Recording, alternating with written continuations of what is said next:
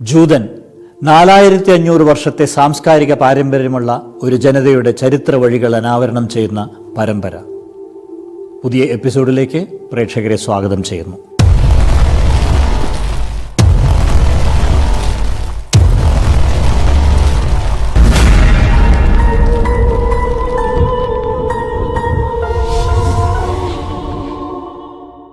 ഈജിപ്തിൽ നിന്ന് പുറപ്പെട്ട ഇസ്രായേൽ ജനത മോശയുടെ നേതൃത്വത്തിൽ കഠിനമായ വഴികളിലൂടെ യാത്ര ചെയ്ത് ചെങ്കടൽ തീരത്ത് വന്നിരിക്കുകയാണ്. അടിമകളെ വിട്ടയച്ചത് അബദ്ധമായെന്ന് തോന്നിയ ഫറവയും സൈന്യവും മോശയോടൊപ്പം പുറപ്പെട്ടു പോയവരെ തിരികെ കൊണ്ടുവരാനും എതിർക്കുന്നവരെ കശാപ്പ് ചെയ്യാനും തയ്യാറായി നിൽക്കുകയാണ്. മുന്നിൽ ചെങ്കടൽ, പിന്നിൽ കാഹളം മുഴക്കി പാഞ്ഞെടുക്കുന്ന ഫറവയുടെ സൈന്യം. തുടർന്ന് സംഭവിച്ചത് ഒരു ചരിത്രകാരനും വിവരിക്കാനാവാത്ത നാടകീയതയാണ്. ഒട്ടൊരു അതിശയോക്തിയോടെ തന്നെ ബൈബിളിലെ പുറപ്പാട് ഗ്രന്ഥത്തിൽ അത് നമുക്ക് ഇങ്ങനെ വായിക്കാം. മോശ കടലിനു നേരെ കൈനീട്ടി. കർത്താവ് രാത്രി മുഴുവൻ ശക്തമായൊരു കിഴക്കൻ കാറ്റയച്ച് കടലിനെ പിറകോട്ട് മാറ്റി. കടൽ വരണ്ട ഭൂമിയാക്കി. വെള്ളം വിഭജിക്കപ്പെട്ടു. ഇസ്രായേൽക്കാർ കടലിനു നടുവെ ഉണങ്ങിയ മണ്ണിലൂടെ നടന്നു. അവരുടെ വലത്തും ഇടത്തും വെള്ളം മതിൽ പോലെ നിന്നു. ഈജിപ്തുകാർ, ഫറവയുടെ കുതിരകളും കുതിരപ്പടയാളികളും തേരുകളുമെല്ലാം അവരെ പിന്തുടർന്ന് കടലിൻ്റെ നടുവിലേക്ക് നീങ്ങി. അപ്പോൾ കർത്താവ് മോശയോട് പറഞ്ഞു, നിന്റെ കരം കടലിനു മീതെ നീട്ടുക.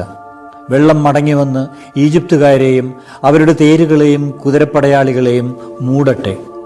മോശ കടലിനു നേരെ കൈനീട്ടി. പ്രഭാതമായപ്പോഴേക്കും കടൽ പൂർവ്വസ്ഥിതിയിലായി. ഇസ്രായേൽക്കാരെ പിന്തുടർന്ന് കടലിലിറങ്ങിയ തേരുകളെയും കുതിരപ്പടയാളികളെയും ഫറവയുടെ സൈന്യം മുഴുവനെയും കടൽ വെള്ളം മൂടിക്കളഞ്ഞു. അവരിൽ ആരും പിന്നെ അവശേഷിച്ചില്ല. തികച്ചും അത്ഭുതകരമായി ഇസ്രായേൽക്കാർ മോശയുടെ നേതൃത്വത്തിൽ ചെങ്കടൽ കടന്ന് സുരക്ഷിതരായി അക്കരെയെത്തിയെന്നാണ് ഇതിന്റെ ചുരുക്കം. ചെങ്കടൽ പിളർന്ന ഈ കഥ യാഥാർത്ഥ്യമാണോ എന്നറിയാൻ നിരവധിയായ ഗവേഷണങ്ങൾ നടന്നിട്ടുണ്ട്. സെന്റ് പീറ്റേഴ്സ്ബർഗ് ഇൻസ്റ്റിറ്റ്യൂട്ട് ഓഫ് ഓഷ്യാനോഗ്രാഫിയിലെ നുവാം ഓൾസിംഗർ, ജർമ്മനിയിലെ ഹാംബർഗിൽ നിന്നുള്ള അലക്സി ആൻഡ്രോസോവ് എന്നിവർ നടത്തിയ പഠനം അതിൽ ശ്രദ്ധേയമാണ്.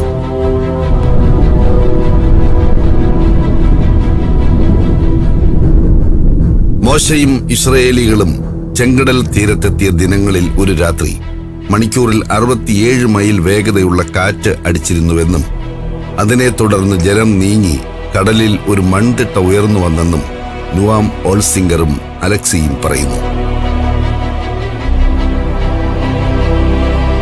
കൃത്യസമയത്ത് അവസരോചിതമായി പ്രവർത്തിച്ച മോശ തന്റെ ജനത്തെ ആ മൺതിട്ടയിലൂടെ അക്കരെ എത്തിച്ചു.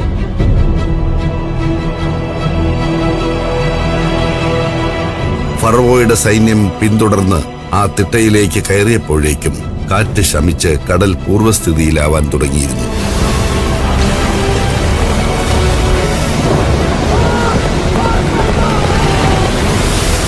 ഇതോടെ തിട്ടയും അതിലുണ്ടായിരുന്ന സൈന്യവും കടലിൽ മുങ്ങിപ്പോവുകയും ചെയ്തു.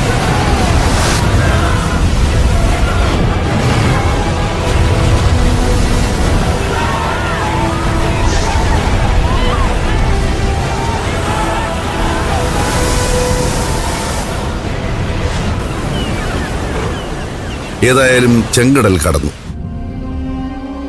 പക്ഷെ അതുകൊണ്ടൊന്നും അവസാനിക്കുന്നതായിരുന്നില്ല ആ മഹായാത്ര.